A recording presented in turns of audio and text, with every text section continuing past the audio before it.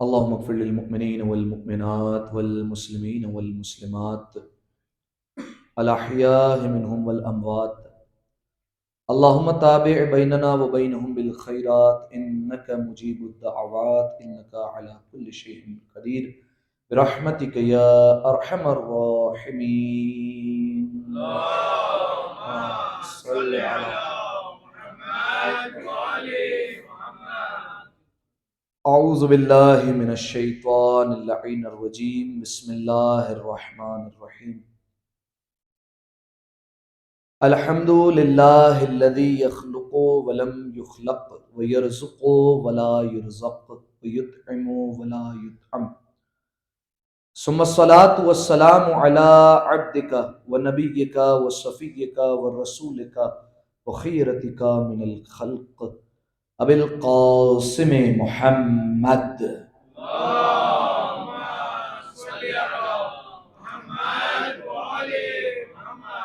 وعلى أهل بيته الطيبين الطاهرين المعصومين المظلومين سيما ابن عمه علي عليه السلام وهو النبأ العظيم والصراط المستقيم والقرآن الكريم وهو الصديق الأكبر والفاروق الأعظم وحبل الله المتين وإمام المسلمين ووصي رسول رب العالمين واللعنة الدائمة على أعدائهم أجمعين.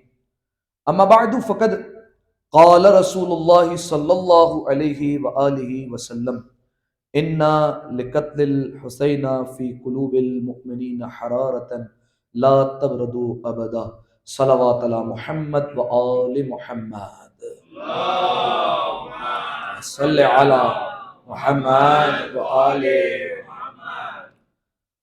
سامعین محترم، عزیزان گرامی قدر، یقیناً آپ اس بات سے واقف ہیں کہ محرم الحرام سے قبل یہ شب جمعہ کی ہماری آخری مجلس عزا ہے. لہٰذا اس مجلس عزا کو دیباچہ محرم الحرام بھی کہا جاتا ہے، مقدمہ محرم الحرام بھی کہا جاتا ہے، اور استقبال ماہ محرم الحرام کی مجلس بھی کہا جاتا ہے. لہٰذا سامعین محترم، آج کی مجلس عزا میں مختصر طور پر عزاداری کے عنوان پر گفتگو کی جائے گی اور کوشش کی جائے گی کہ آداب عزاداری کو آپ کی خدمت میں بیان کیے جائیں. اس کا مقصد فقط اور فقط یہ ہے کہ محرم الحرام میں اس سے پہلے کہ ہم داخل ہوں، ہم اپنے آپ کو امام حسین علیہ السلام کی عزاداری کے لیے تیار کر سکیں اور آمادہ کر سکیں. دیکھیں سامعین محترم، ایک مثال دیتا ہوں، شاید آپ سمجھ جائیں اور آپ کے اذہان عالیہ مزید قریب ہو جائیں. میں یہ کیوں کہہ رہا ہوں کہ محرم الحرام میں داخل ہونے سے پہلے ہم اپنے آپ کو آمادہ کر لیں، کیوں اپنے آپ کو تیار کر لیں؟ دیکھیں، جیسے ہم جب زیارت امام حسین علیہ السلام پر جاتے ہیں، خدا سب کو نصیب فرمائے، جب جاتے ہیں تو ایسے ہی نہیں بس حرم امام حسین میں داخل ہو جاتے ہیں، بلکہ حرم میں داخل ہونے کے کچھ ادب آداب ہیں. ایسے ہی داخل نہیں ہو جاتے کہ بس وہاں پر پہنچے اور فوراً امام حسین علیہ السلام کے حرم میں داخل ہوئے اور زری پر ہاتھ رکھ کر دعائیں مانگنے لگے. نہیں، یہ ادب آداب نہیں ہے، بلکہ کچھ آداب ہوتے ہیں ائمہ معصومین علیہ السلام کے حرم میں داخل ہونے کے. انہی آداب میں سے ایک ہے اذن دخول پڑھنا. اذن دخول کسے کہتے ہیں؟ کسے کہتے ہیں؟ اچھا دیکھیے، آج مجلس ایسی ہے آداب عزاداری کے عنوان سے، لہذا آپ سے جو ہے وہ گفتگو جاری رہتی رہے گی. صحیح ہے؟ تو بتائیے اذن دخول کسے کہتے ہیں؟ ہاں، اذن دخول یعنی داخل ہونے کی امام سے اجازت طلب کرنا کہ ہم یہاں پر آ گئے ہیں، اس کہ ہم گنہگار ہیں، ہم قطاغار ہیں، ہم سیاہ خار ہیں، ہماری اتنی اوقات نہیں تھی کہ ہم آپ کی زری پر آ کر بوسہ دیتے، یا آپ کا بڑک پن ہے، آپ بڑے خاندان کے لوگ ہیں، آپ کریم ابن کریم ہیں، آپ نے ہمیں بلا لیا تو ہم آپ کے دروازے پر آ گئے ہیں. اب چونکہ ہم آ گئے ہیں، لہٰذا ہم اذن دخول پڑھ رہے ہیں اور آپ سے اجازت لے رہے ہیں تاکہ ہم آپ کے حرم میں اندر آ جائیں اور آپ کی زری پر بوسہ دے سکیں اور زیارت پڑھ سکیں. صحیح ہے؟ اب اس کے لیے پھر ہم اذن دخول پڑھتے ہیں، ادخلوا یا رسول اللہ، اے رسول اللہ کیا آپ کی اجازت ہے، ادخلوا یا امیر المؤمنین، اے علی بن ابی طالب کیا آپ کی اجازت ہے، ادخلوا یا فاطمہ الزہرا، اے مادر حسنین کیا آپ کی اجازت ہے کہ ہم حرم میں داخل ہو جائیں؟ اور پھر ہم داخل ہوتے ہیں۔ اچھا یہاں پر ایک سوال پیدا ہوتا ہے، ہم اجازت مانگتے ہیں، کیا مولا اجازت دیتے ہیں آنے کی؟ بھائی ہم تو اجازت مانگ رہے مولا سے کہ مولا ہم آ گئے ہیں بالفرض سفر کر کے اتنا، اور ہمارے دل میں تمنا تھی، دل میں تڑپ تھی کہ ہم آپ کی زیارت پر پہنچے، یا آپ کا کرم ہے کہ آپ نے ہمیں پہنچا بھی دیا اور اب ہم آ گئے ہیں، ہم اجازت مانگ رہے ہیں آپ کی ذریعے میں اندر آنے کے لیے۔ تو ہم نے تو اجازت مانگ لی، مولا نے اجازت دی یا نہیں دی؟ بتائیں بھائی، دی یا نہیں دی؟ یہاں پر اکثریت زیارت امام حسین پر جو ہے وہ جا چکی ہے، مولا نے اجازت دی یا نہیں دی؟ اچھا چلیے آپ یہ کہہ سکتے ہیں کہ بھائی زبانی طور پر تو مولا نے اجازت نہیں دی، کیسے پتا چلے گا کہ امام کی اجازت ہے یا اجازت نہیں؟ یہ آسان کر دیا میں نے سوال کو۔ واپسی میں، اچھا واپسی میں اگر تبدیل ہو گئے، اتنا دیر بعد پتا چلے گا کہ امام نے اجازت دی تھی؟ اس وقت جب ہم انٹر ہو رہے ہیں اس حجرے میں جہاں مولا کے ذریعے مبارک ہے، اجازت تو اس وقت مانگ رہے ہیں نا، ایسا تو نہیں ہے کہ ہم 15 دن بعد جب واپس پلٹ کر جائیں گے اپنے وطن تو پتا چلے گا کہ مولا نے اجازت دی تھی یا نہیں دی تھی۔ اسی وقت کیسے پتا چلے گا ایٹ دا پوائنٹ، اسی وقت کہ ہاں بھائی کیا بات ہے؟ علماء نے جو طریقہ کار بیان کیا ہے وہ یہ ہے کہ جب آپ ذریعے امام حسین کو دیکھ کر یا کسی بھی امام کے ذریعے کو دیکھ کر جب اذن دخول پڑھ رہے ہوں، اجازت لے رہے ہوں، اور آپ کی آنکھوں میں آنسو آ جائے تو آپ سمجھ لیں کہ آپ کو اجازت مل گئی، صحیح ہے؟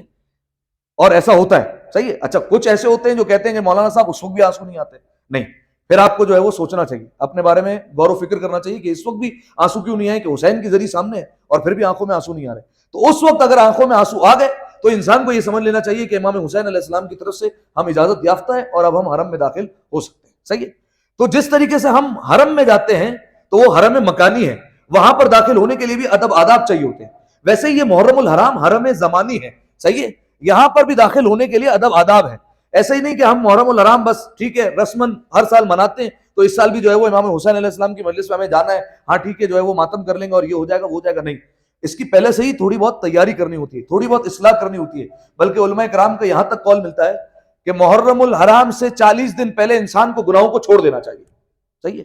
اچھا اس کا مطلب یہ نہیں ہے کہ 40 دن پہلے گناہ کر سکتے ہیں، اس کا ہرگز بھی یہ مطلب نہیں ہے، یعنی 40 دن پہلے تک جو انسان گناہ کر رہا تھا، اب جب یہ دیکھے کہ 40 دن کا وقفہ رہ گیا ہے صرف محرم الحرام میں، تو گناہوں کو اس نیت سے چھوڑ دے تاکہ امام حسین کی عزاداری میں زیادہ سے زیادہ آنسو آ سکے۔ کیوں؟ کیونکہ جب انسان گناہ کرتا ہے تو دل سخت ہوتا ہے، دل سخت ہوتا ہے تو انسان کو رونا نہیں آتا، لہذا جو یہ شکایت کرتے ہیں کہ مولانا صاحب رونا نہیں آتا مصائب میں کیا کریں، تو دیکھیے انسان گناہوں کو ترک کر دے، خود بخود انسان کی آنکھوں میں آنسو آنا شروع ہو جائیں گے۔ تو یہ محرم الحرام کے بھی کچھ ادب و آداب ہے کہ اس سے پہلے ہمیں چاہیے کہ ہم اپنی تھوڑی بہت اصلاح کر سکیں، صحیح ہے؟ اور میں نے آنسو کا تذکرہ کیا، یقین جانیے یہی آنسو ہماری نجات کا ذریعہ بنیں گے، انہی آنسو کے ذریعے سے ہمیں نجات ملنے والی ہے، انہی آنسو کے ذریعے سے اسی عزاداری کی وجہ سے ہماری شفاعت ہونے والی ہے، صحیح ہے؟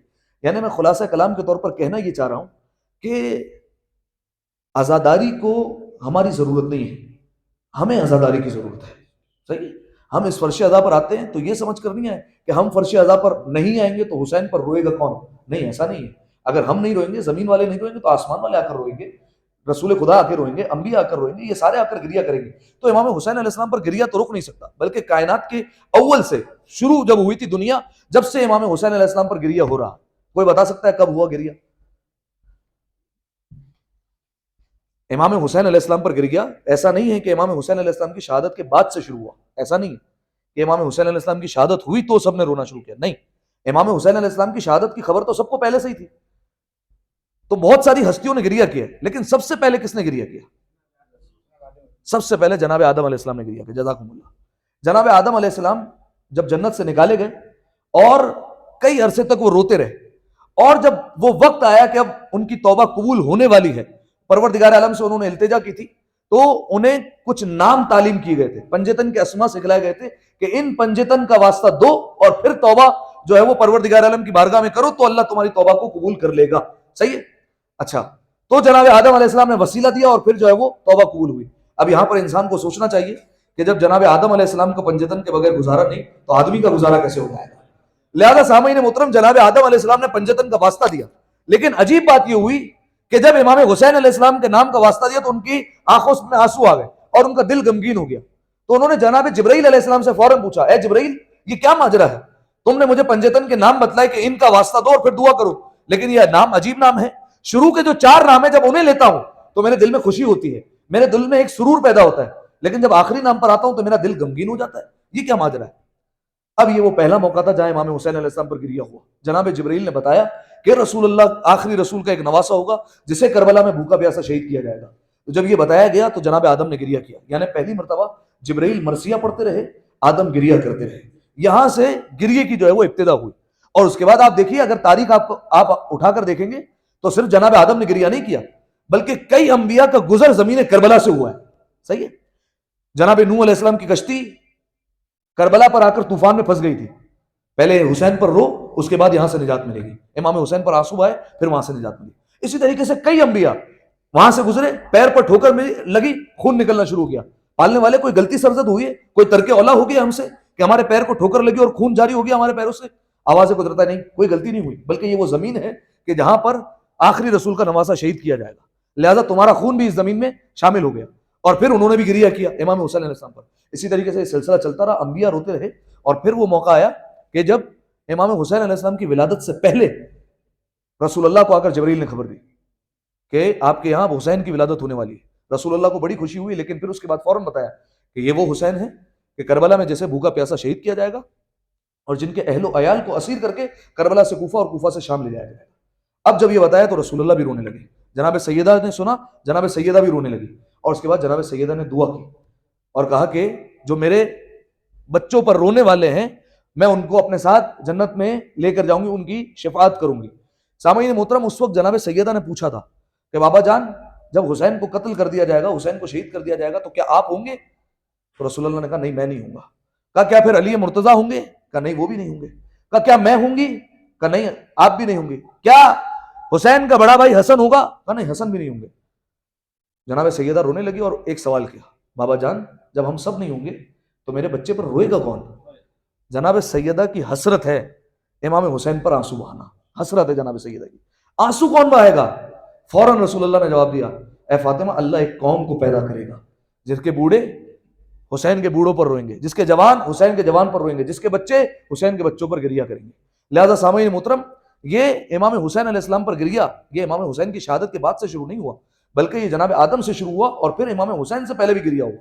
اور پھر جب امام حسین شہید ہو گئے تو اس کے بعد کیسا گریہ ہوا یہ آپ یقیناً سنتے رہتے ہیں کہ آسمان سے خون کی بارش ہوئی, اور بیت المقدس تک جو پتھر اٹھایا جاتا وہاں سے خون نکلتا, گویا زمین و آسمان امام حسین علیہ السلام پر گریہ کر رہے تھے. ایک دفعہ صلوات پڑھے مل کر بآواز بلند, اللہم صل علی محمد و آل. تو یہ عزاداری کی مختصر سی تاریخ میں نے آپ کے سامنے بیان کر دی کہ ایسا نہ سمجھا جائے کہ امام حسین علیہ السلام کی ولادت کے بعد یا امام حسین کی شہادت کے بعد ان پر گریہ شروع ہوا, یا جب امام حسین دنیا میں آئیں گے تب گریہ کا وجود ہوا. نہیں, امام حسین علیہ السلام ابھی تھے ہی نہیں, بلکہ عالم نور میں ہوں گے وہ, تب سے امام حسین علیہ السلام پر گریہ ہو رہا ہے. اچھا, اب بات یہاں پر ہے کہ اب محرم الحرام شروع ہونے والے, اور یقیناً ہم عزاداری میں مصروف ہو جانے والے, اور اپنے آپ کو آمادہ کرنا ہے امام حسین علیہ السلام کی عزاداری کے لیے. صحیح. تو اب جیسے میں نے بتایا کہ حرم میں داخل ہونے کے ادب و آداب ہوتے ہیں, ویسے ہی فرش ادا پر آنے کے عزاداری امام حسین میں شرکت کے ادب اور آداب ہوتے ہیں. اب آپ سے سوال ہے, ایک ایک کر کے بتاتے جائیے. آپ اتنے سالوں سے ماشاءاللہ عزاداری کر رہے ہیں تو یقیناً آپ کے ذہنوں میں کچھ ادب آداب ہوں گے کہ ہاں امام حسین علیہ السلام کی مجلس کے یہ ادب ہے, اس کو اپنانا چاہیے, یا ایسا ہم نے کسی کو کرتے ہوئے دیکھا ہے؟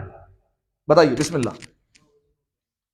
چلیے, سب سے پہلی بات تو یہ کہ امام حسین علیہ السلام کی جب مجلس میں آئیں, چاہے ماتمداری میں جائیں, چاہے مرثیہ خوانی میں جائیں, باوضو ہو کر آئیں. جیسے آپ فرش نماز پر آتے ہیں, جب نماز جماعت میں شرکت کرتے ہیں, جب نماز کے مصلی پر آتے ہیں تو وضو کر کے آتے ہیں, بالکل ویسے ہی جب امام حسین علیہ السلام کی مجلس میں آئیں تو باوضو ہو کر آئیں. یہ سب سے پہلا ادب ہے جو علماء بیان کرتے ہیں, باوضو ہو کر آنا ہے سب سے پہلے. ویسے ہی وضو کی بہت زیادہ فضیلت ہے, ویسے ہی وضو کے بارے میں روایت ملتی ہے کہ جو ہمیشہ باوضو رہتا ہے, یعنی جیسے ہی وضو باطل ہوا فوراً دوسرا وضو کر لیا, تو پروردگار عالم اس کی عمر میں اضافہ کرتا ہے, اس کے رزق میں اضافہ کرتا ہے, اس کے رزق میں وسعت آتی ہے. کئی فوائد ہیں اس وضو کے. اور اگر وضو کے درمیان ذکر خدا کر لیا, جیسے تاکید ہے کہ وضو کے دوران سورہ انا انزلنا پڑھ لیا جائے, صحیح, تو پروردگار عالم اس کے تمام گناہوں کو معاف کر دیتا ہے. تو جس طریقے سے وضو کے فضائل ہیں, ویسے ہی اگر فرش ادا پر آتے وقت وضو کر لیا جائے تو یقیناً اس کے فضائل اور زیادہ بڑھ جائیں گے. تو سب سے پہلا ادب تو یہی ہے کہ فرش ادا پر جب آئیں تو باوضو ہو کر آئیں. گھر سے چلیں نا تو نیت کر کے چلیں, جیسے نماز میں نیت ہوتی ہے نا کہ میں نماز پڑھتا ہوں یہ والی 4 رکعت قربتاً اللہ, اللہ کی خوشنودی کے لیے جا رہا ہوں, ویسے گھر سے نکلے تو اللہ کی خوشنودی کے لیے, امام حسین کا غم منانے کے لیے گھر سے نکل رہا ہوں, باوضو ہو کر نکلے, ایک ایک قدم پر یقیناً پروردگار عالم کا آپ کو ثواب ملتا رہے گا. تو سب سے پہلا ادب تو یہی ہے کہ باوضو ہو کر جائیں. دوسرا ادب, اور کوئی بھائی؟ اچھا چلیں اس پر اور آتا ہوں, اور کوئی؟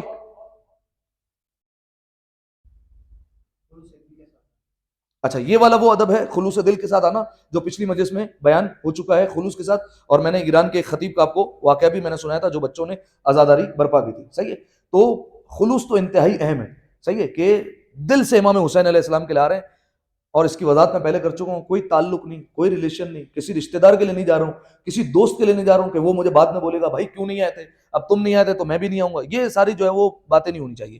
امام حسین علیہ السلام کی عزاداری میں آ رہے ہیں, خالصتاً امام حسین کے لیے جائیں بھائی, بیوی فاطمہ کے لیے, اللہ کے لیے جائیں کہ بس انہی ہستیوں کے لیے جا رہا ہوں اور کسی کے لیے نہیں جا رہا ہوں. اور کوئی؟ اور کیا ہے امام حسین کی عزاداری کا ادب؟ سبحان اللہ, فرش ادا پر آ کر بیٹھنا ہے بھائی, صحیح ہے. اب اس میں کئی باتیں آ جائیں گی. ایک بات یہ بھی ہو سکتی ہے مولانا صاحب آج تو انٹرنیٹ کا زمانہ ہے ہم آن لائن سن لیتے ہیں مجلس. نہیں بھائی, آن لائن آپ مجلس سنیں گے, مجلس کا ثواب تو مل جائے گا, لیکن جو فرش ادا کی برکتیں اس سے آپ محروم رہ جائیں گے.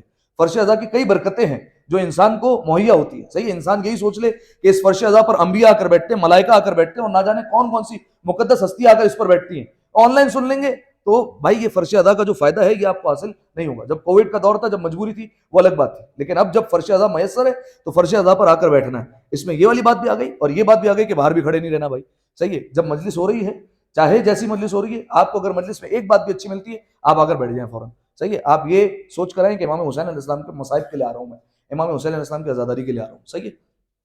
اچھا یہ سارے طریقہ کار غلط ہیں کہ بالفرض مصائب شروع ہوں گے تو جو ہے وہ ہم اندر جائیں گے, یا بالفرض جو ہے وہ یا حسین کے آخر میں صدا لگے گی تو اندر جائیں گے, یا بالفرض جو ہے وہ نوحہ پڑھنا ہے تو پہلے باہر نوحے کی پریکٹس کر لیں پھر اس کے بعد اندر آئیں گے. نہیں بھائی, نوحے کی پریکٹس محرم الحرام سے پہلے, یہ ساری چیزیں پہلے ہو جائیں, اس کے بعد جب محرم الحرام شروع ہو گیا اب پراپر مجلس میں اندر آ کر بیٹھنا ہے, فرش ادا کی برکتوں کو اٹھانا ہے, صحیح ہے. اور کوئی بھائی؟ اور ادب آداب فرش ادا کے بہت سارے ہیں یار, ایک ایک بتاتے جائیں. اور کیا ادب ہو سکتا ہے؟ اچھا چلے اس پر بھی آتا ہوں میں بعد میں. اور کوئی؟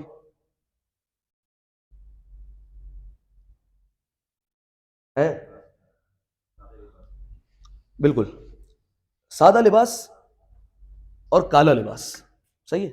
دیکھیے صرف میں نے کالے کی بھی شرط نہیں لگائی اور صرف سادے کی بھی شرط نہیں لگائی, صحیح ہے. سادہ لباس ہو, اگر نہ ہو تو آپ سادہ بھی پہن کر آ جائیں, لیکن اگر کالا لباس, آج کل یہ کراچی میں بیماری آ چکی ہے کہ باقاعدہ محرم الحرام سے پہلے کالے کپڑے سلوائے جاتے ہیں, صحیح ہے. ایسے ہمیں کپڑے چاہیے بالفرض کالے کلف والے چاہیے ہمیں, یا پھر جو ہے وہ بالفرض جگہ جگہ سیل لگ جاتی ہے, محرم باقاعدہ سیل کا نام دیا جاتا ہے محرم الحرام سیل, صحیح ہے, اور اس میں کالے کپڑے بکے جا رہے ہوتے ہیں, صحیح ہے.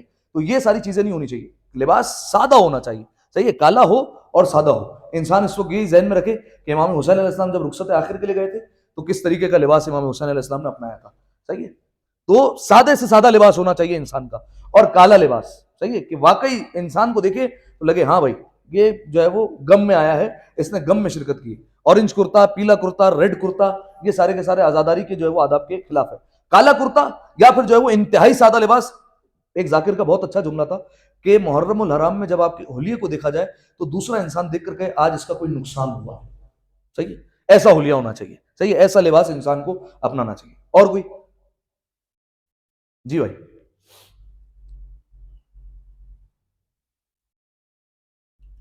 اچھا ایک اور ادب, جی اچھا اس کو بھی میں آخر میں انشاءاللہ بیان کرتا ہوں.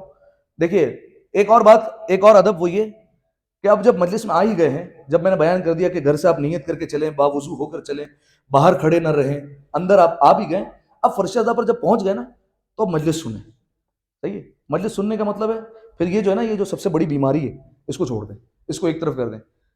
وہ بیگم صاحبہ میسج کر رہی ہوں گی یا جو ہے وہ دوست یار میسج کر رہے ہوں گے, یہ کر لو وہ کر لو, یہ موبائل جو ہے نا سائلنٹ پر ہٹا کر ایک طرف رکھ دو. 1 گھنٹے تک بھول جائیں اس کو, 1 گھنٹے تک اس کا کوئی کام ہی نہیں موبائل کا, بس خالصتاً امام حسین علیہ السلام کے لائیں تو بس مجلس سنیں, اور مجلس میں ایسا لگے کہ آپ مجلس میں شرکت کر رہے ہیں, صحیح ہے. اور دیگر اسی پوائنٹ سے میں ریلیٹ کرتے ہوئے ایک اور بات کہتا ہوں, جتنی فضولیات ہیں نا وہ سب چھوڑ دیں, صحیح ہے. اب فضولیات میں ایک جو یہاں پر بیماری ہے جو سب سے زیادہ، وہ ہے ماوا کھانا. صحیح ہے؟ یا ماوا نہ ہو تو منہ میں جو ہے وہ کچھ نہ کچھ چلتا رہنا چاہیے. کیا وہ انٹرٹینمنٹ ہو جائے تھوڑی سی کہ مجلس بھی سن رہے ہیں ساتھ میں اور ساتھ میں منہ بھی چلتا رہے ہمارا. نہیں بھائی، یہ ادب کے بالکل خلاف ہے. صحیح ہے؟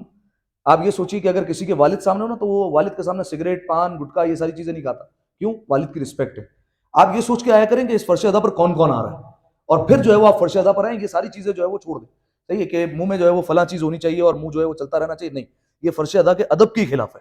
صحیح کہ آپ کے منہ میں کچھ ہو. یہ صرف میں محرم کی بات نہیں کر رہا ہوں بھائی، یہ ولادت، شہادت، جو پروگرام ہو، فرش ادا، فرش ولا جو بچ رہا ہے، اس کا یہ ادب ہے کہ آپ کے منہ میں جو ہے وہ کچھ نہیں ہونا چاہیے. آپ جو ہے وہ پراپر مجلس سننے کے لیے آئیں. ٹھیک ہے؟ اچھا، اور کوئی ادب؟ جی بھائی، بسم اللہ.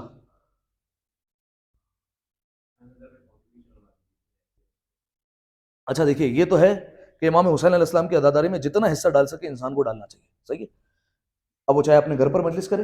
گھر پر دیکھیے مجلس کرنے کا مقصد یہ نہیں ہوتا کہ آپ جو ہے وہ بہت بڑی مجلس ادا کر رہے ہیں، گھر پر اسپیکر لگیں گے، گھر پر ٹینٹ لگیں گے اور پھر جا کر جو ہے وہ عزاداری ہوگی. نہیں، اگر آپ نے خالصتاً ایک شربت بھی رکھ دیا نا سامنے، اور حدیث قصہ پڑھی، زیارت عاشورہ پڑھی اور حسین کے نام کا ایک نوحہ پڑھ دیا اور آخر میں زیارت پڑھ دی، تو مجلس ہوگی. صحیح ہے؟ تو اس طریقے سے گھر پہ بھی عزاداری برپا کریں، اور جس طریقے سے یہاں پر یا کہیں اور کسی اور کے گھر پر عزاداری ہوتی ہے تو اس میں زیادہ سے زیادہ اپنا حصہ ڈالیں. اب وہ چاہے جان کے حوالے سے ہو، آپ وہاں پر خدمت کریں بذات خود، یا مال کے اعتبار سے ہو، کسی بھی طریقے سے ہو، اپنا وہاں پر جو ہے وہ کنٹریبیوشن آپ کا ہونا چاہیے عزاداری میں. اور کوئی؟ جی بھائی.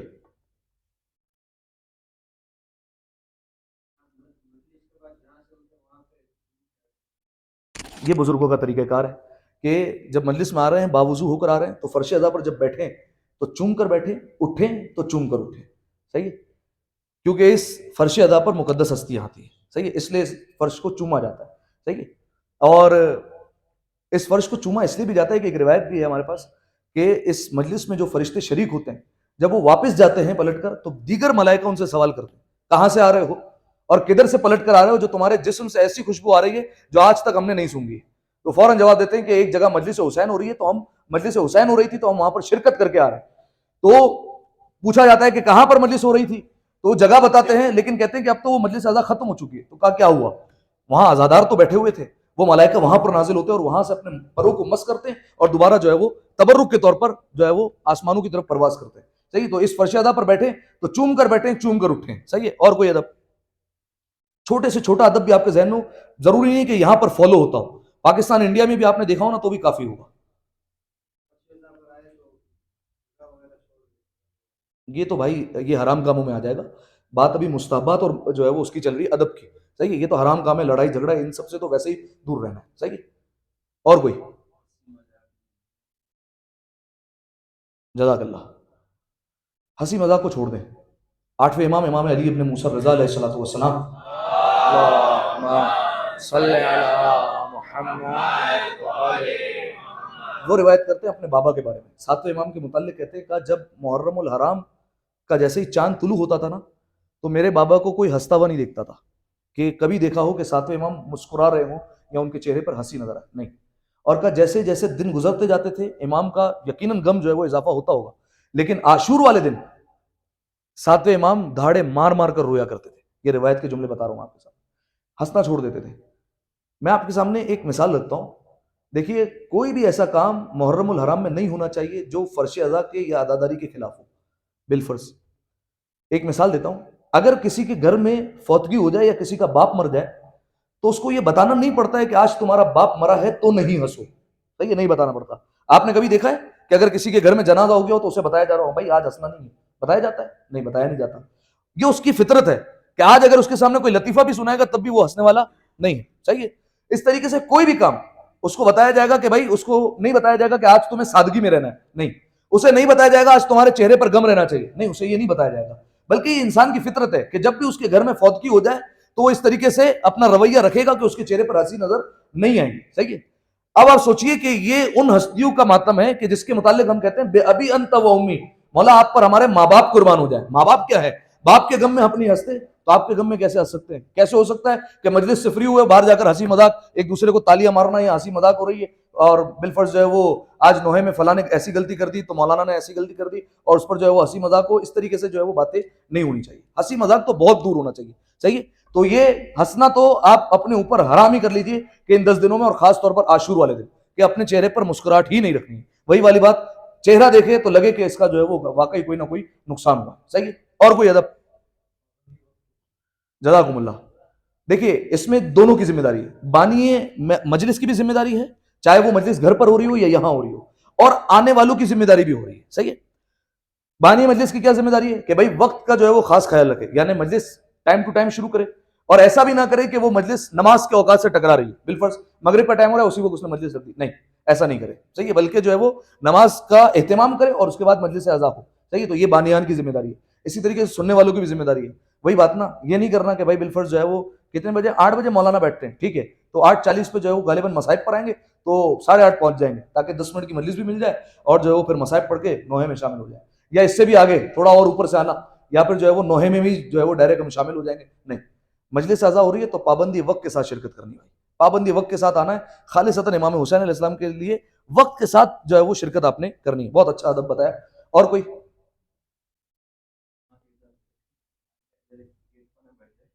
یہ تو جو ہے وہ اچھا، یہ مجھے اس پر تعجب بھی ہوتا ہے، جہاں جہاں پاکستان میں ہو یا کہیں پر بھی جو ہے وہ میں نے مجلس پڑھی ہے، انٹیریئر سندھ، کراچی، جہاں بھی، وہاں ایک طریقہ کار ہے. وہاں جب مولانا بیٹھے ہوتے ہیں نا تو سارے یہاں آگے بیٹھے ہوتے ہیں. جس طریقے سے نماز میں پہلی صف لگتی ہے نا کہ پہلی صف پہلے مکمل، یا تو پہلی صف بھی مکمل نہیں ہوتی، پہلے دوسری میں کھڑے ہوتے ہیں، بعد میں پہلی میں کھڑے ہوتے ہیں. نہیں، جیسے پہلی مکمل ہوتی ہے پھر دوسری شروع ہوتی ہے. صحیح ہے؟ تو مجلس میں باقاعدہ طور پر ایسا ہی ہوتا ہے کہ آگے بیٹھتے ہیں اور پھر آہستہ آہستہ محفل بھرتی ہے. ہاں جو بزرگان ہوتے ہیں وہ جو ہے وہ آرام سے ٹیک لگا کر بیٹھتے ہیں. ہمارے یہاں جو ہے وہ پہلے 4 دیواریں بھرتی ہیں ایسے، یہ سارے بھریں گے کونے، اس کے بعد جو ہے وہ درمیان والا جو ہے وہ حصہ شروع ہوگا. نہیں بھائی، ایسا نہیں کرنا ہے. جو خطیب آ رہا ہے اس کو جو ہے وہ حوصلہ دینے کے لیے، یا جو ہے وہ آپ کم از کم اپنے آپ کو ایکٹیو رکھنے کے لیے آگے بیٹھیں. بھائی جہاں آپ دیکھیں جگہ بچی ہوئی ہے وہاں اگر فوراً جو ہے وہ بیٹھنا ہے. آپ سوچئے یہ ادب آپ نے اس طریقے سے بتایا کہ آگے بیٹھنا ہے. کراچی میں یہ ادب نہیں بتایا جاتا. کراچی میں یہ بتایا جاتا ہے کہ بھائی آپ کو پھلان کر نہیں جانا ہے. صحیح ہے؟ یعنی وہاں پر لوگ آگے جانے کے لیے ایک دوسرے کے اوپر سے کاندھے پھلان کر جاتے ہیں، ادھر پیر رکھا پھر ادھر پیر رکھا پھر آگے جا کر بیٹھتے ہیں. صحیح ہے؟ وہاں پر یہ بتایا جاتا ہے. یہاں پر یہ بتایا جا رہا ہے بھائی پھلانگنا تو بہت دور کی بات، آپ آگے آ کر بیٹھ جائیں. صحیح ہے؟ تو آپ نے جو ہے وہ اس کی پابندی کرنی ہے. جو بزرگ ہیں ان سے جو ہے وہ کوئی میری شکایت نہیں ہے، وہ جو ہے وہ بیٹھے. لیکن جو ہے وہ جو جوان ہیں اور ان کو ٹیکے کی جو ہے وہ خواہش ہے تو ان سے میں گزارش کروں گا آپ تھوڑا سا 10 منٹ پہلے آ جائیں، اور یہاں پر جو ہے وہ جگہ خالی ہوتی تو آپ یہاں پر آ کر جگہ گھیریں. لیکن اگر پھر جگہ نہیں ملتی تو پھر آگے بیٹھنے کی کوشش کریں. یہاں کے حساب سے تو سب سے جو ہے وہ اول ترین پر آئے گا. ایک دفعہ سلوات پڑھے مل کر باواز بلند، اللہم صل علی محمد و آل محمد. اچھا اور کوئی؟ اچھا ایک اور ادب، مجلس میں آئیں تو اپنے بچوں کو ساتھ لائیں. صحیح، انتہائی اہم ادب. یاد رکھیے گا بچے وہ نہیں کرتے جو آپ کہتے ہیں، بچے وہ کرتے ہیں جو آپ کرتے ہیں. صحیح ہے؟ آپ کہیں گے نا بیٹا مجلس میں جانا ہے، نماز جماعت میں جانا ہے، بیٹا ماتم کی صف میں آج تم لگنا. صحیح ہے؟ تو وہ نہیں لگے گا. آپ اس کے ساتھ لگیں گے صف میں، آپ اس کے ساتھ مجلس میں بیٹھیں گے، آپ اس کے سامنے روئیں گے تو وہ رونا سیکھے گا. تو یہ سارے آداب سیکھے گا. مولانا صاحب ہمارا بچہ چھوٹا ہے اسے تو مجلس سمجھ میں نہیں آتی. نہیں آتی تو بھی لے کر آئیں تاکہ وہ فرش ادا کی برکتوں سے فائدہ اٹھائے. وہ جب آپ کو روتا ہوا دیکھے گا نا تو یہ عزاداری سینہ بسینہ منتقل ہوتی ہے. وہ دیکھے گا میرا باپ ایسے روتا ہے تو وہ بھی رونے کی کوشش کرے گا، وہ بھی اس طریقے سے جو ہے وہ ماتم کرے گا جب آپ کو ماتم کرتا ہوا دیکھے گا. یہ ساری کی ساری جو ہے وہ عادتیں اپناتا جائے گا. لہذا چاہے بچہ چھوٹا ہو اپنے بچوں کو جو ہے وہ مجلس میں ساتھ لے کر آئے. صحیح ہے؟ اچھا میں نے کیا کہا؟ بچے وہ نہیں کرتے جو آپ کہتے ہیں، وہ کرتے ہیں جو آپ کرتے ہیں. صحیح ہے؟ تو اس لیے آپ سے بھی گزارش ہے کہ بھائی آپ جو ہے وہ تھوڑا سا حصہ لیا کریں مجلس میں. بالفرض جو ہے وہ مصائب کے وقت رونا تو بچہ آپ کو دیکھ کر روئے گا. فضائل کے وقت سبحان اللہ کہنا یا داد دینا یا اپنے چہرے پر مسکراہٹ رکھنا یا آپ کریں گے تو آپ کو بچہ کرے گا. صحیح ہے؟ اور انتہائی بات ماتم یہاں کے حوالے سے، جدھر مجلس ختم ہوئی اللہ لعنت اللہ علی القوم الظالمین، پبلک بات. او بھائی کیا ہو گیا؟ ماتم جو ہے وہ امام حسین علیہ السلام کا ہی ہو رہا ہے. آپ باہر کیوں جا رہے ہیں؟ جب تک زیارت نہیں ہو جاتی مجلس اینڈ نہیں ہوتی. بھائی زیارت ہو جائے اس کے بعد باہر جانا ہے، اس سے پہلے آپ کو باہر نہیں نکلنا. اچھا اس کے علاوہ کہیں یہ بھی ہوتا ہے، بعض لوگ ایسا لگتا ہے کہ شاید جو ہے وہ احسان کر رہے ہیں ماتم کر کے. یہ کوئی ماتم نہیں ہوتا، یہ کوئی ماتم کا رواج ہی نہیں ہے. ایسا کوئی ماتم میں نے نہیں دیکھا آج تک کہ اس طریقے سے جو ہے وہ ماتم ہوتا ہو. صحیح 2 انگلیوں سے اس طریقے کا کوئی ماتم نہیں ہوتا. ماتم جو ہے وہ یا تو آپ صف میں لگ سکتے تو صف میں لگے، ورنہ صف کے پیچھے کھڑے ہو کر پراپر ماتم ہو. صحیح ہے؟ تو ہی آپ کا بچہ جو ہے وہ سیکھے گا، تو ہی جو ہے وہ ماتم ہوگا. ٹھیک ہے؟ اچھا بعض لوگ ایسے ہوتے ہیں کہ بالفرض جو ہے وہ پہلے جب ان کے پاس نہیں تھا اور اللہ نے انہیں اتنا نہیں نوازا تھا تو بہت زیادہ حصہ لیتے تھے اور ماتم کی صفوں میں نظر آتے تھے، لیکن جب انہیں اللہ نے نواز دیا اب جو ہے وہ کونے والی دیوار پکڑ لی اور جو ہے وہ دو انگلیوں سے ماتم. بھائی آپ جتنے بڑے بھی آفیسر ہو، امام حسین علیہ السلام کی بارگاہ میں آپ کی کوئی اوقات ہی نہیں ہے، صحیح ہے، ان کے سامنے کچھ نہیں ہے. آپ جس طریقے سے پہلے حصہ لیتے تھے آپ ویسے ہی آ کر حصہ لیں، صحیح، اور ویسے ہی جو ہے وہ آپ آ کر جو ہے وہ صفوں میں لگے ویسے ہی ماتم کرے. بھائی مجلس ختم ہونے کے بعد باہر نہیں جانا، حصہ لینا ہے، ٹھیک ہے. اور یہیں پر ایک پوائنٹ اور میں ایڈ کر دوں، بہت سارے لوگ ہوتے ہیں مجلس ختم ہوئی پیچھے نماز پڑھ ہوتے ہیں. میں نماز کا جو ہے وہ منع نہیں کرتا، لیکن یہ ادب کے خلاف ہے، صحیح ہے. مرثیہ ہو رہا ہو، کچھ بھی ہو رہا ہو، آپ پیچھے نماز پڑھو نہیں بھائی. آپ کو اگر اتنا اول وقت کا شوق ہے نا، آپ پہلے ہیں نماز جماعت میں نماز جماعت پڑھیں، یا آپ اپنے گھر سے اول وقت میں پڑھ کر آئیں. نہیں، عزاداری کے دوران مجلس ہو رہی ہو یا مرثیہ پڑھا جا رہا ہو یا ماتم کیا جا رہا ہو، انجمن ماتم کی صفوں میں لگی، آپ پیچھے نماز پڑھ کر بتا رہے ہیں میں بہت بڑا نمازی ہوں، نہیں بھائی. آپ زیارت ہو جائے اس کے بعد نماز پڑھیں، یا آپ پہلے نماز پڑھ کر آئیں، صحیح ہے. اس طریقے سے جو ہے وہ ایک چیز کا جو ہے وہ تقدس جو ہوتا ہے وہ پامال نہ کرے.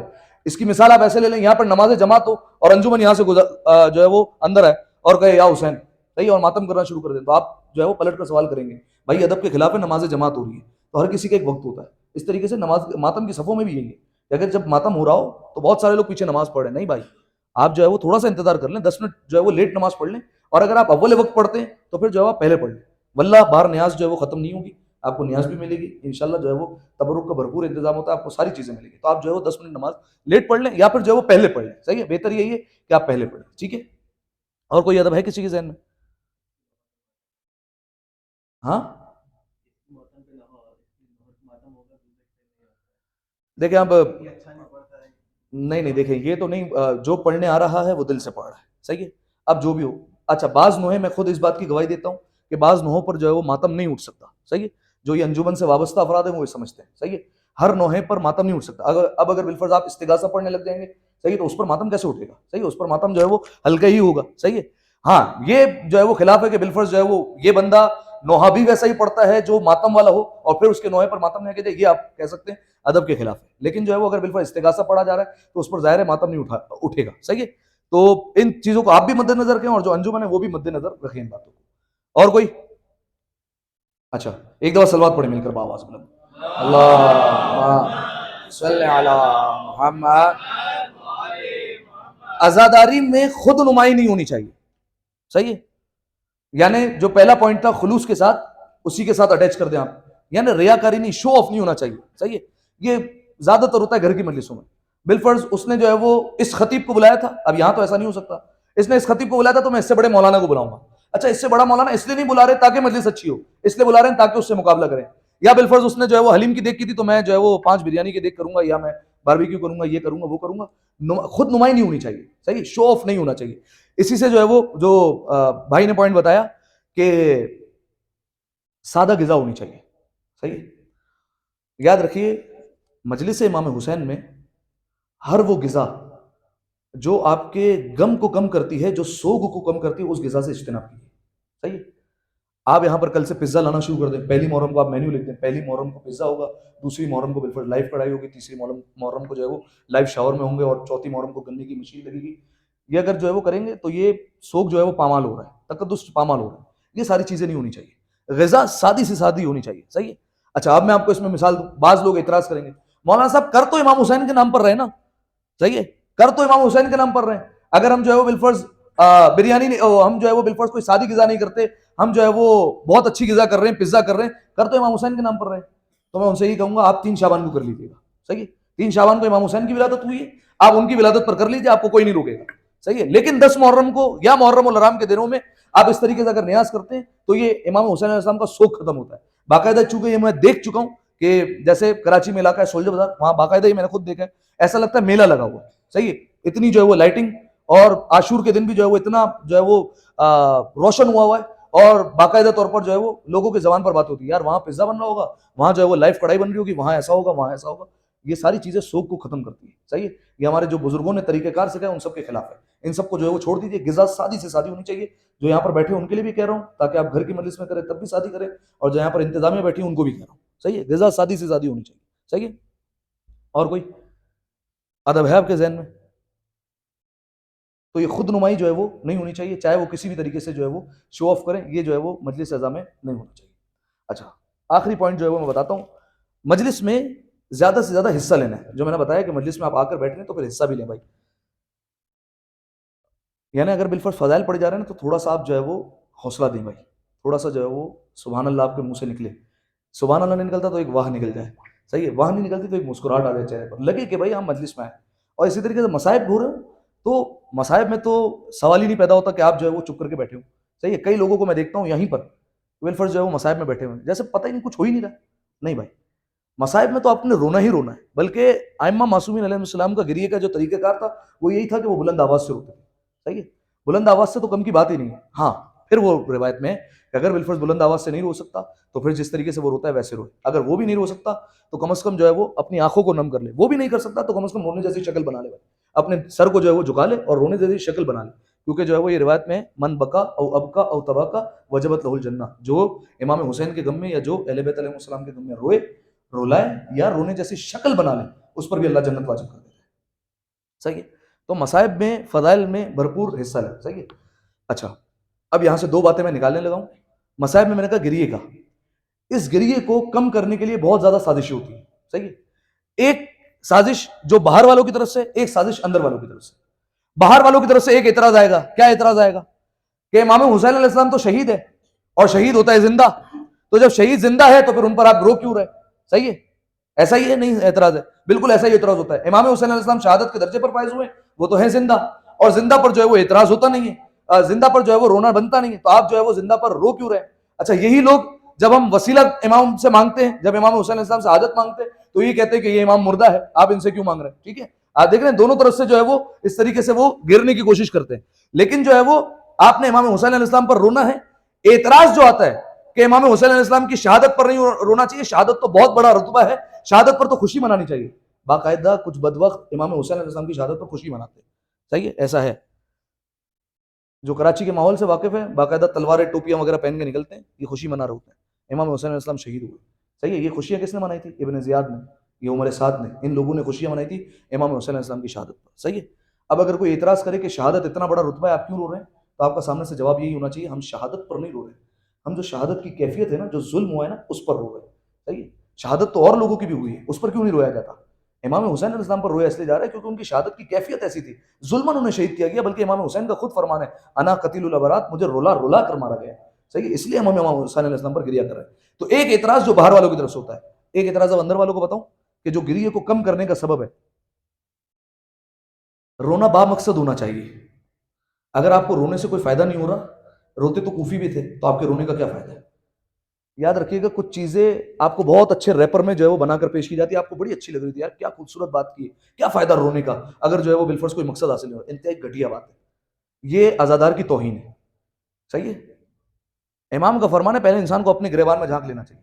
صحیح ہے، آپ نہیں جانتے کہ وہ جو سامنے رو رہا ہے اس کے آنسو کو ہو سکتا ہے شہزادی کونین نے اپنی بارگاہ میں قبول کر لیا، ہو سکتا ہے اسے اپنے رومال میں جگہ دے دے، چاہے وہ بندہ جیسے بھی ہو، جتنا گنہگار ہو.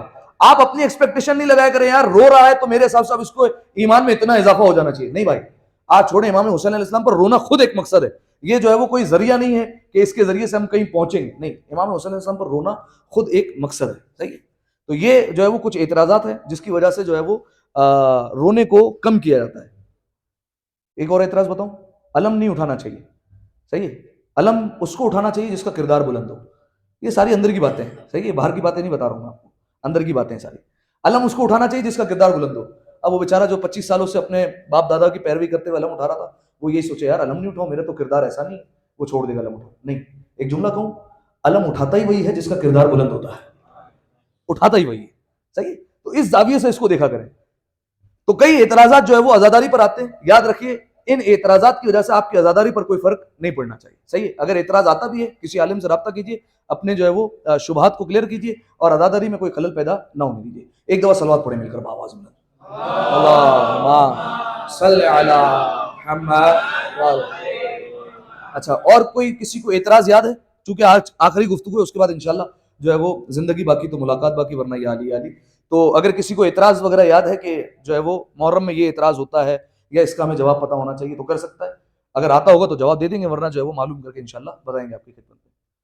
ہے کوئی اعتراض؟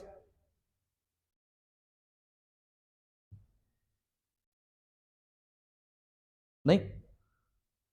اچھا چلے، ایک اعتراض جو ہے وہ میں بیان کر دیتا ہوں. وہ اعتراض نہیں ہے، انسان سوچتا ہے.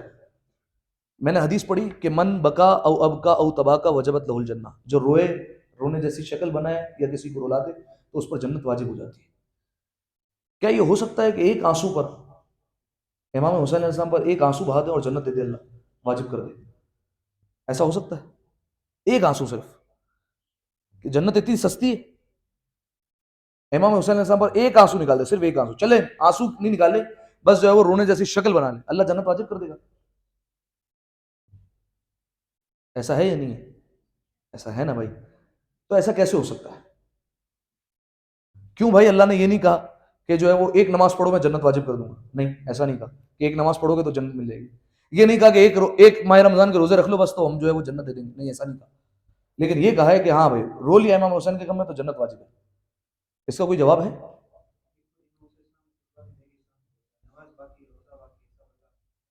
تو امام حسین علیہ السلام کی قربانی کے نتیجے میں یہ ساری چیزیں بھی تو باقی ہیں، تو اس پر جنت کیوں واجب نہیں؟ تو نماز بھی خلوص سے پڑھتے ہیں یار، ایسا تھوڑی کہ ہم دکھانے کے لیے پڑھ رہے ہیں کسی کو.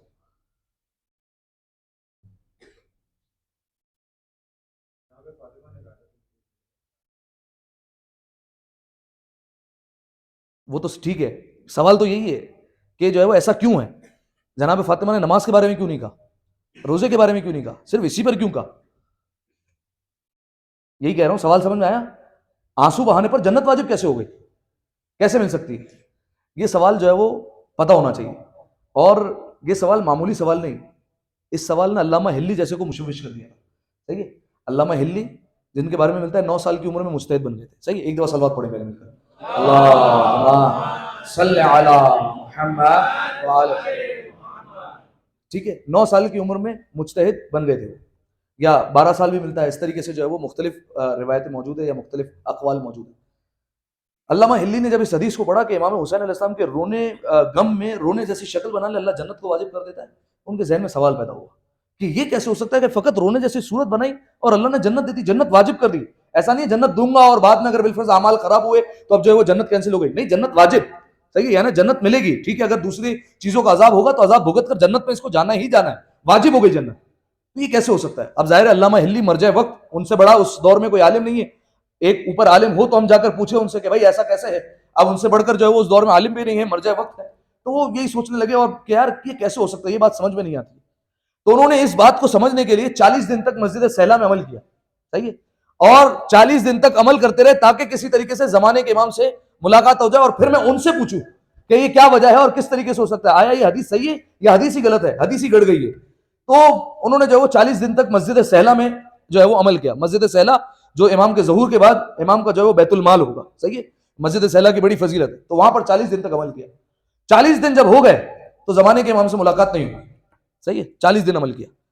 جب واپس آ رہے تھے تو اپنی جو ہے وہ سواری پر وہ موجود تھے، تو ایک اور جو ہے وہ ان کو سوار رستے میں ملا اور ان سے ملاقات ہوئی.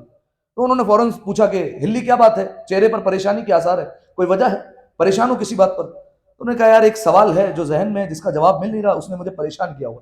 کہا مجھے بتاؤ شاید میں حل کر سکوں. کہا میں نے بڑے بڑے لوگوں سے پوچھ لیا، جب وہ میرے سوال کا جواب نہیں دے سکے تو تمہیں کیسے آتا ہوگا یہ جواب؟ تو جو ہے وہ میں اپنی پریشانی میں ہوں، لہذا تم مجھے جو ہے وہ اکیلا چھوڑ دو.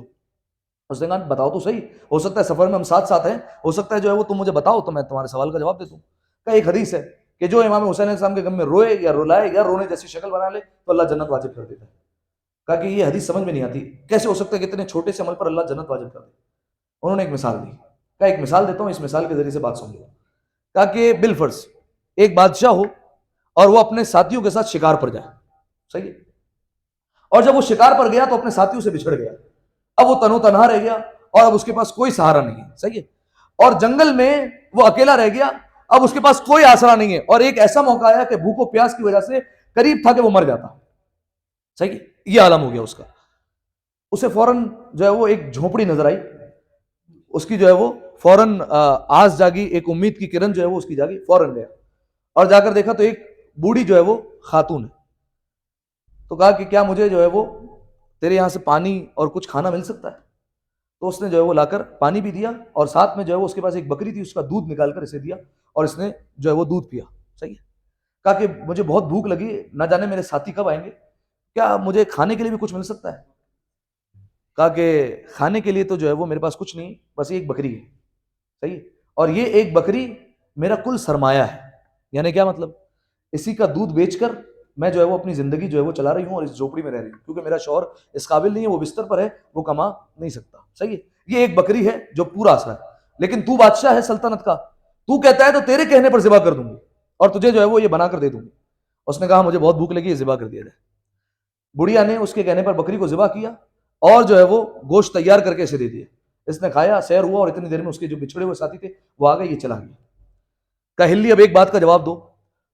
کچھ عرصے بعد یہ بوڑھی خاتون جو ہے وہ بادشاہ کے محل میں پہنچ جاتی ہے. صحیح ہے. اب اس پر وقت آیا کیونکہ اب اس کے پاس کچھ نہیں ہے. اب یہ لینے کے لیے پہنچ گئی تو اب جو ہے وہ بادشاہ سے یہ مانگتی ہے. تو اب بتاؤ بادشاہ کو بدلے میں کتنا دینا چاہیے؟ صحیح ہے. بادشاہ کتنا دے بدلے میں؟ کیا وہ ایک بکری کے بدلے ایک بکری دے دے تو کافی ہے؟ کہا نہیں، ایک بکری تو کافی نہیں. کہا کہ 10 بکریاں دے دیں تو کافی ہے؟ کہا نہیں، 10 بکریاں بھی کافی نہیں ہوں گی. کہا 100 بکریاں دے دیں؟ کہا نہیں، 100 بکریاں بھی کافی نہیں ہوں گی. کہا 1000 بکریاں دے دیں؟ کہا نہیں، 1000 بکریاں بھی نہیں. کہا ہلی 1000 بکریاں؟ کہا نہیں، پھر بھی کافی نہیں ہوں گی. کہا وجہ؟ کہا کیونکہ اس وقت بڑھیا کے پاس جو کچھ تھا وہ اس نے اس کو دے دیا. اب جو جو اس کے پاس ہے وہ اسے دینا پڑے گا. آدھی سلطنت بھی دے گا تب بھی جو ہے وہ اس کا حق ادا نہیں ہوتا. پوری سلطنت دے گا تب جا کر جو ہے وہ اس کا حق ادا ہوگا. کہ حسین کے پاس جو کچھ تھا اس نے اللہ کی راہ میں قربان کر دیا. جو کچھ تھا. اب اللہ کا حق ہے کہ جو جو ہے وہ حسین پر قربان کر دیا جائے. لہذا یہ جنت تو بڑی چھوٹی اور معمولی چیز ہے. سب شاہد کمال شہ مشرقین ہے، سب شاہد کمال شہ مشرقین ہے، جب تک خدا کا ملک ہے مالک حسین ہے. ایک دفعہ صلوات پڑھے مل کر باواز بلند. اللہ صلی علی محمد. جب تک خدا کا ملک ہے مالک حسین. لہذا اگر یہ جنت مل جائے آنسو بہانے پر تو اس میں کوئی تعجب کی بات نہیں ہے. امام حسین علیہ السلام نے اپنا سب قربان کر دیا. اب پروردگار عالم نے اگر ایک عزادار کو جنت دے دی تو اس میں کیا ہو گیا؟ یہ پروردگار عالم پر حق ہے کہ امام حسین علیہ السلام پر اس طریقے سے دیا جائے. ایک دفعہ پھر مل کر باواز بلند صلوات پڑھیں. اللہم صلی علی محمد وآلِ محمد. الحمدللہ مختصر سی گفتگو آپ کے سامنے پیش کی ادب اور آداب کے حوالے سے، اور ایک دو اعتراضات کے جوابات آپ کی خدمت میں پیش کی. اگر کسی کا کوئی سوال ہے تو کر سکتا ہے، ورنہ جو ہے وہ میں اگلی منزل پر جاؤں.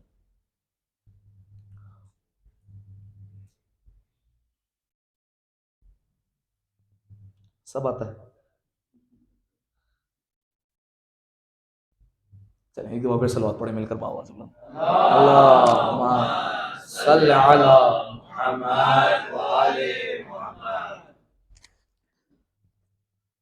سامعین محترم، شب جمعہ ہے اور مجھے ایک ہستی کے مصائب پڑھنے کا کہا گیا ہے. مختصر سے مصائب پیش کرتا ہوں. آج مقدمہ محرم الحرام ہے. اپنے آپ کو عزاداری امام حسین کے لیے آمادہ کیجیے. جانتے ہیں ایک ذاکر، ایک نواخوان تھا، وہ امام حسین علیہ السلام کے حرم میں پہنچا. جب حرم میں پہنچا نا، وہ شب جمعہ تھی جس وقت وہ پہنچا، تو امام حسین علیہ السلام کی زری کے سامنے کھڑے ہو کر وہ زارو قطار ہو رہا تھا. اس کے ساتھیوں نے پوچھا کیا ہوا، کیوں روتا ہے؟ کہا مجھے سمجھ نہیں آتا حسین کو کس کا پرساد ہو. علی اصغر کے زخمی گلے کا پرساد ہو، عباس کے کٹے ہوئے بازو کا پرساد ہو، یا سکینہ پر لگتے ہوئے تماچوں کا پرساد ہو، یا امام حسین کو ان کے اصحاب کا پرساد ہو، کن چیزوں کا پرساد ہو حسین کو. پھر اس کے بعد اس نے اپنی کتاب اٹھائی اور کہا میں اپنے آپ سے نوحہ کھولتا ہوں، جو نوحہ سامنے آ گیا وہ حسین کے سامنے پیش کر دوں گا. جیسے ہی اس نے نوحہ کھولا نا تو ہم شکل پیغمبر جناب علی اکبر کا نوحہ آیا.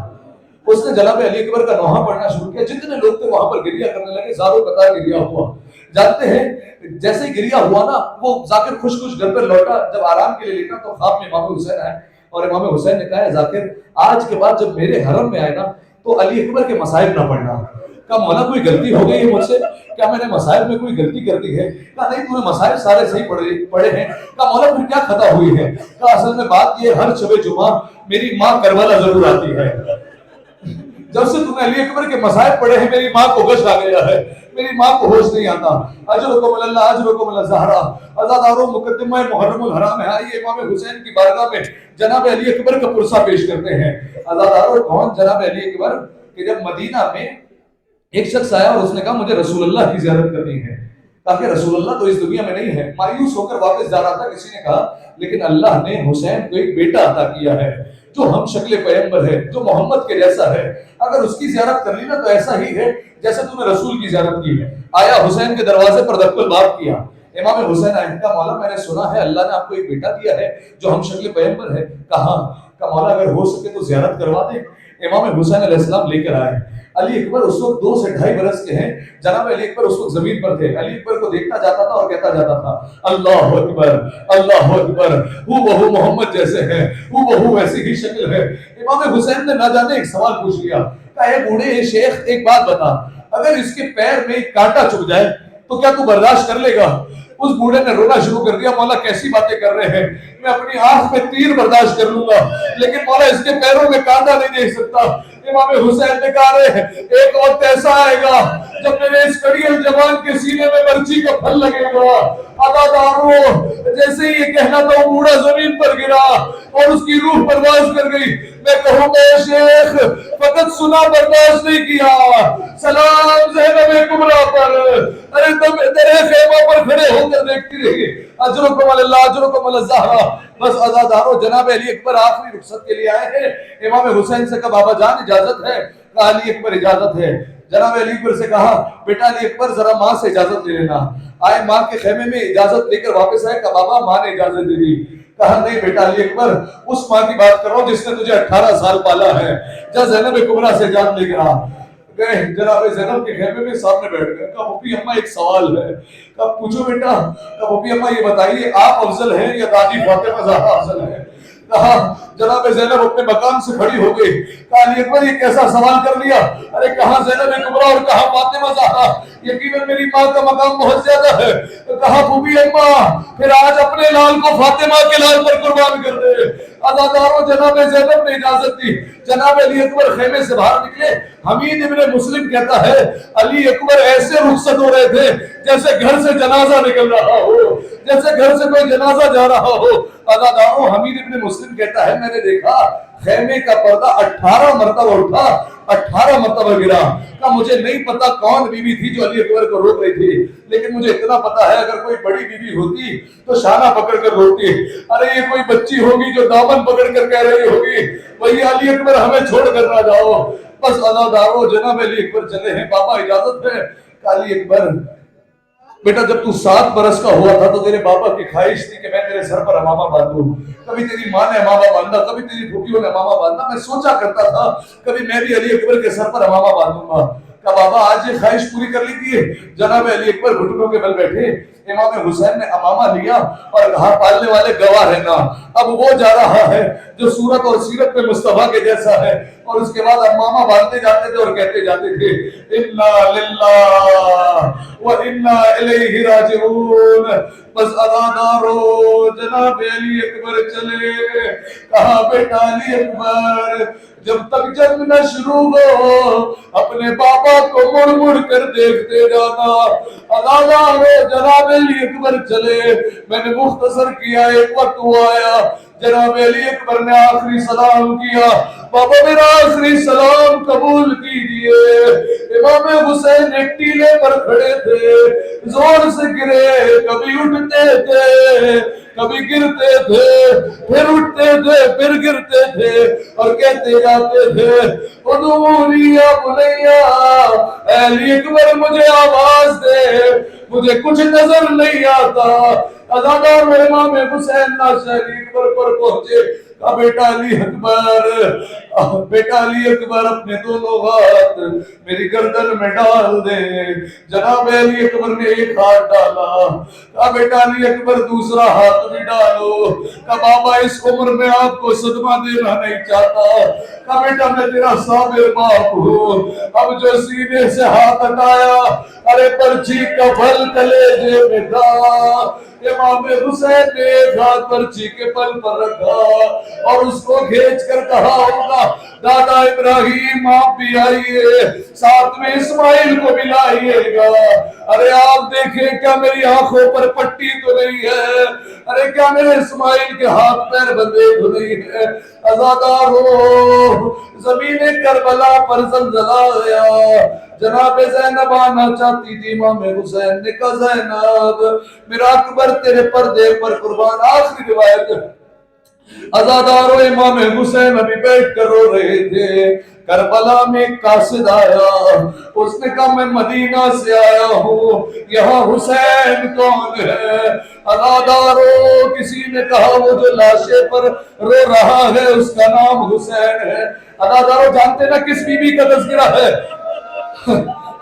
جو کربلا نہیں جا سکتے وہ جناب فاطمہ سغرا پر گریہ بلند کرے کہ آخر وقت تک جو بھی نہ جا سکی، بس عزادارو امام حسین کے پاس قاصد آیا کہ مولا آپ کی بیٹی فاطمہ سغرا کا قاصد ہوں۔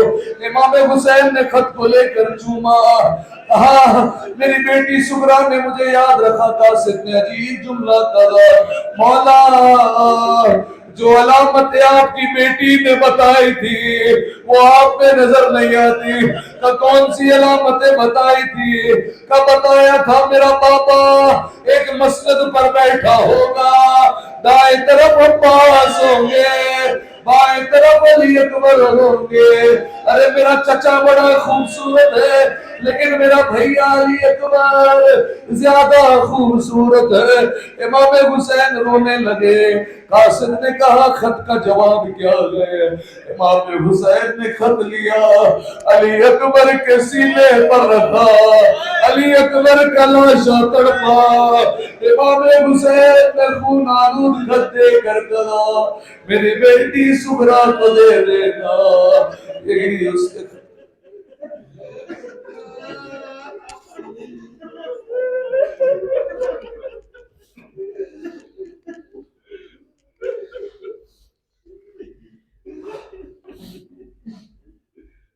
لعنت اللہ علی القوم الظالمین سيعلم الذين ظلموا أي منقلب ينقلبون۔